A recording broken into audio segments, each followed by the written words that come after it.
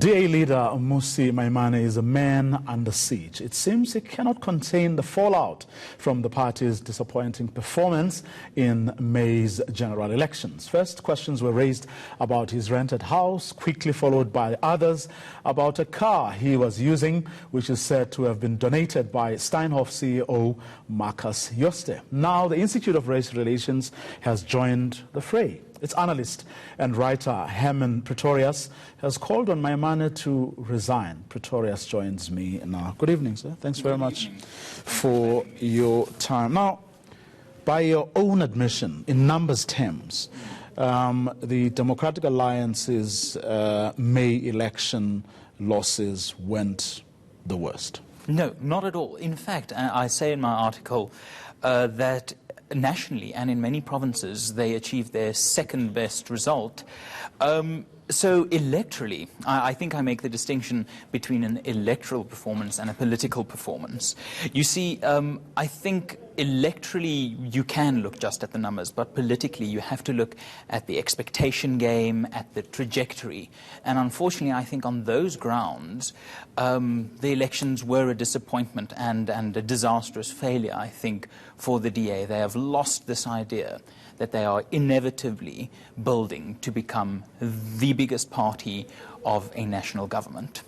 Interesting you make that distinction, because I think it's particularly relevant, because you write in the piece the words, some of the words you've just uttered, that you write about the party's driving ambition, if I may call it that, to the desire to see you, the DA, as this unstoppable, being on this unstoppable growth trajectory, right? As the government in waiting, you know, deliberately marching to Pretoria, some of the words that you use. Now, in any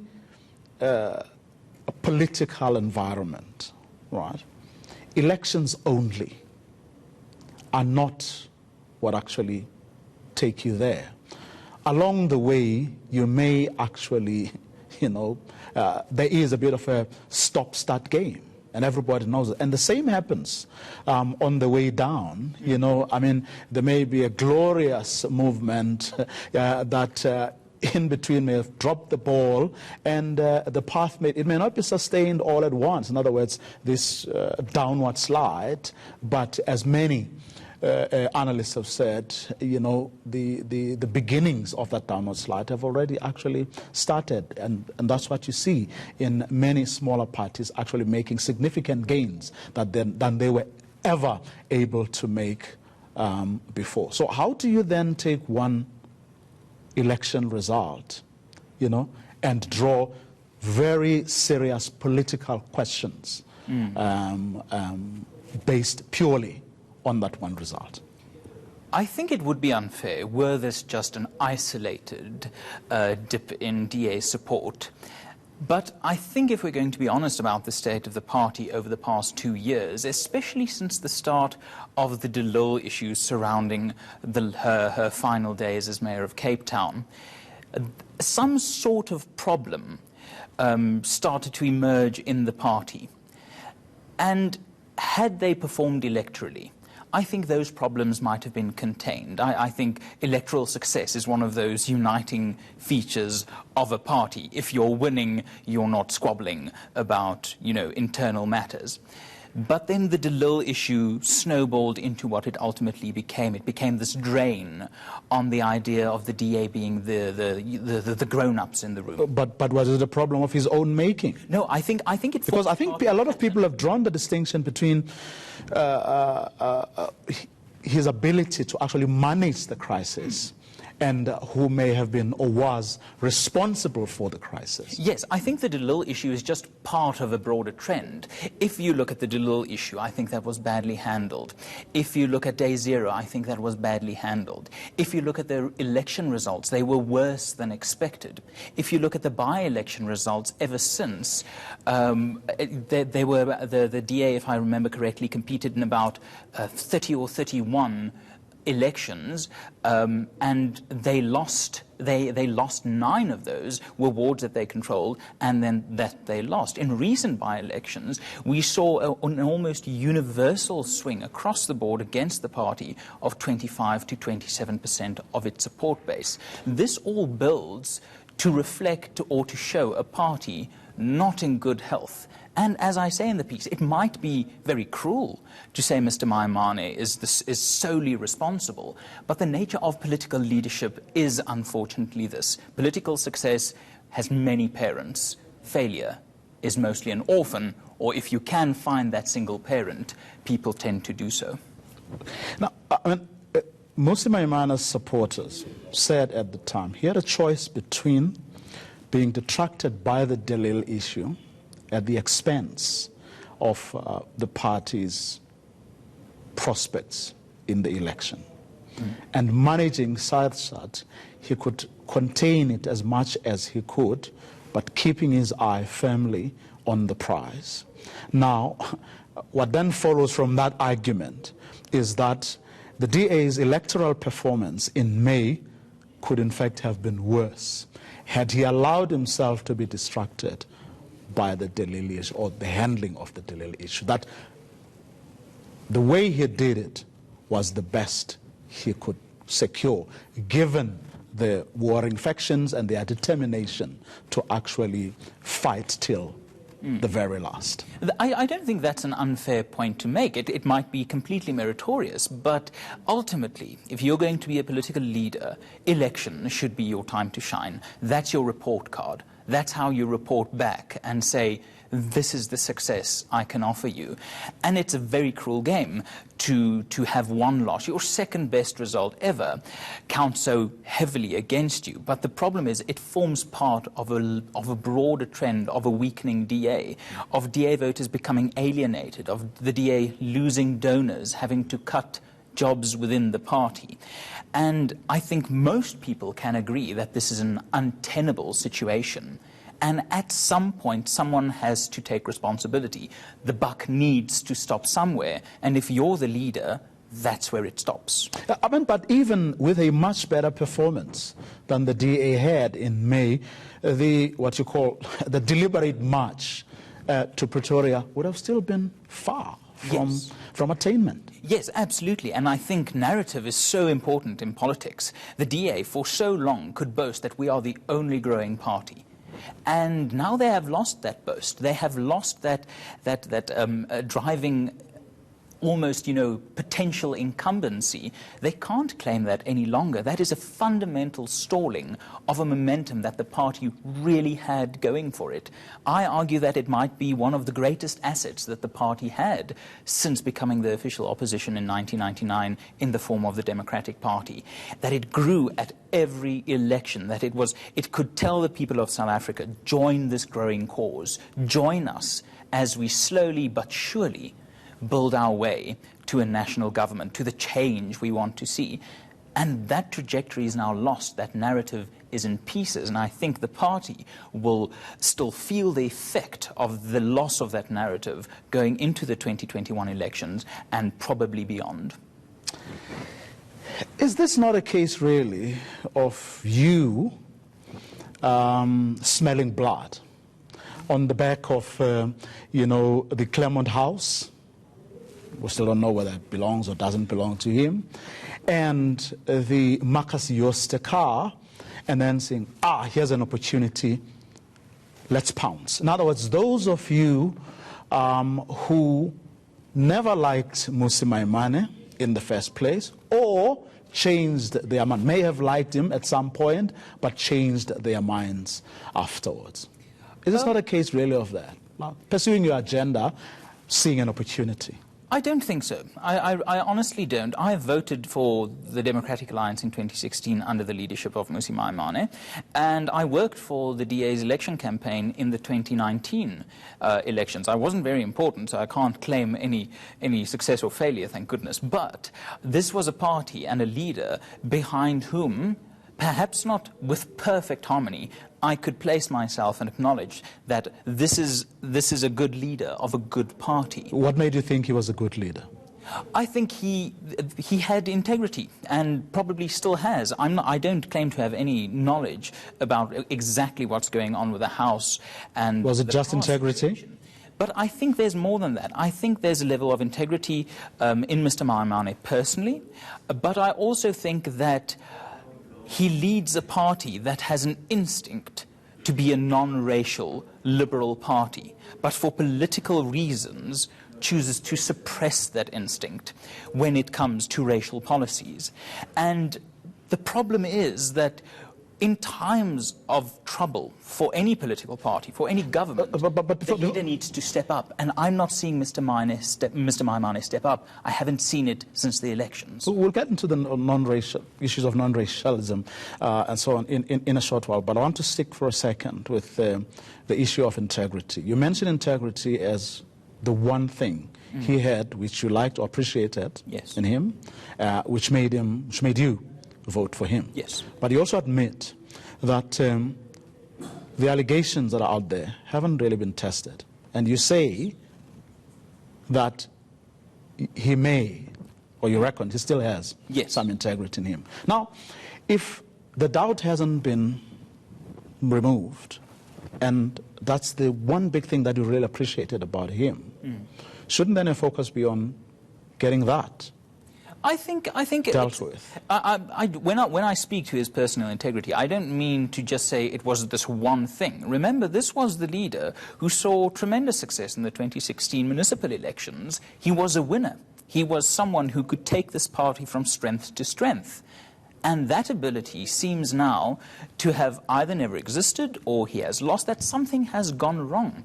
And the party, we can all see it, is leaderless at this point. And I personally have no dislike of Mr. Maimane. He's taller than I expected the first time I met him, and he is, I think, a genuinely honest and decent man. But honesty and decency isn't, you know, they might be necessary for being a political leader, but they are not in of themselves enough. But there were people who forewarned you about this. There were people who said, look, if you really wanted a black person, for example, to lead your party, you should have looked elsewhere. And Mmusi Maimane was not that person. But all of you rallied together and said, this was the guy. And from where many people sit, that guy hasn't changed at all. I don't know if you can say that we all, in one chorus of endorsement, said, this is the guy. So I don't know whether that point really stands. But the thing is that no political leader remains equally electable or equally politically in tune. One of my great political idols, Margaret Thatcher, she genuinely lost touch with her electorate at the end of her premiership.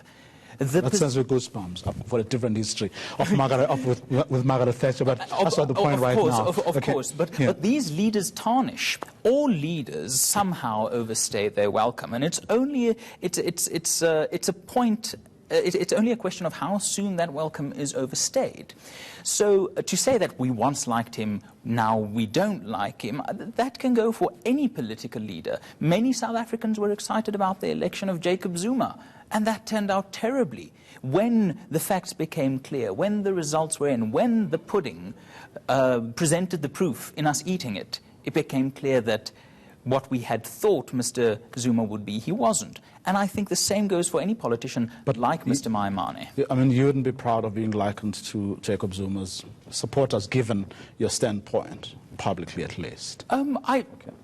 Initially, no, I think we can be honest that initially in South Africa there was a lot of hope for Mr. Zuma. If there were the first few years under Mr. Zuma, 2009, 2010 and 2011 were good economic years. The problems came later, and perhaps the seeds of destruction were sown in those early days. I digressed. But you reckon Alan Winde, the Western Cape Premier, is an ideal replacement? He's only been in the job of Premier for a few months. That is not much, if anything, is known about him. But to be a bit pernickety about your point, Mr. Maimane has never been in government. So, yes, Mr. Windy has only been Premier for a few months. But look at his record. This is a man who entered politics in the mid-90s and without scandal, without any, credible idea of failure, has climbed his way up to serve his constituents. But you said that about Maimane only a few months ago. It's only now that there's the Claremont House and there's the Marcus Jooste car that suddenly there are doubts. No, I think if you look at the 20 years that 20 plus years that Alan Windy has spent in politics, nothing like this has emerged. Mr. Maimane has only been leader of the party since, I think, the end of 2014. So if we're looking at, thinking that 5 years is a good time for scandals to come out, then we should have 5 times the scandals of Mr. Windy if they are comparable in terms of, cleanliness or moral uprightness or whatever you might call it. But Alan Windy really represents something that I think South Africans would chime into, would resonate with. A leader who gets the job done, a leader who is willing to fight the fights he thinks necessary, a leader who, in his video about his plan to fight crime in the Western Cape, came up with a plan outside of the scope of provincial power, someone who's a problem solver, someone who's a job creator, someone who's a crime fighter, and someone who has been in politics for 30 or so years without a whiff of scandal. I'm curious in why you felt the need to really put it out there in a piece that he was, apart from the obvious, that he was white, was a white, pale male. Yes. Why? Because, and I think that's the real, meat of the piece, I think the DA has been playing the wrong game. I think since 1999, many faulty assumptions about South African politics have been made. The most important one, thinking that all South Africans decide politically who they're going to support based on checking whether the person on the ballot box matches their skin color. And if we look at the polling, and if we look at our day-to-day experiences, South Africans aren't these race-obsessed trolls that we expect to find if we believe Twitter and if we believe the racial narrative of our politics. South Africans really are people who, as the polls show, more than 80% of South Africans prefer a teacher who does a good job rather than a teacher the same color as me. More than 80% of South Africans believe that the sports team should be chosen on merit and not on quotas. More than 75% of South Africans believe that the races, the inequalities between races will disappear with proper education and good jobs. These are common sense, non-racial ideals. But your party went out of its way, all of you, even though you didn't clearly, because you were a reluctant embracer, if I may call it that, of Mmusi Maimane, clearly from the things you have said. But you understood the reasoning behind having a black person to lead your party. I completely agree. Yes, but so why are you now? Because I've become wiser. When the DA leadership election for the successor of Helen Zille was being fought out, when Athol Trollop was a candidate, when Mmusi Maimane was a candidate, I genuinely thought that having a black leader would be important. But that was really before I got to work with the data, before I got to work with everyday South Africans and realized that they don't care whether Alan Windy is a white man fighting crime. They want a politician fighting crime. And the point I make in the piece, which might verge on the provocative, if you will, this is a conversation I want the country to have, and that might be, a bit of a jab that I wanted the piece to give, is that we need to decide as a country whether we are going to keep on pretending that we are all racists, that we all decide politically on racial lines. And I think the DA for too long has been a non-racial party instinctively, thinking that it can only attract the black vote if it looks more black, if it acts more black. No, be a political party for South Africans, for all South Africans. Care about the things all South Africans care for, and then say, this is the guy we think should do the job. He happens to be white. If that's a problem, that's your problem, not ours. We want this man to serve his country. Do you think the majority of DA supporters and members agree with you? I think the majority of South Africans agree. They will support what you're saying? I think the majority of South Africans they will ditch.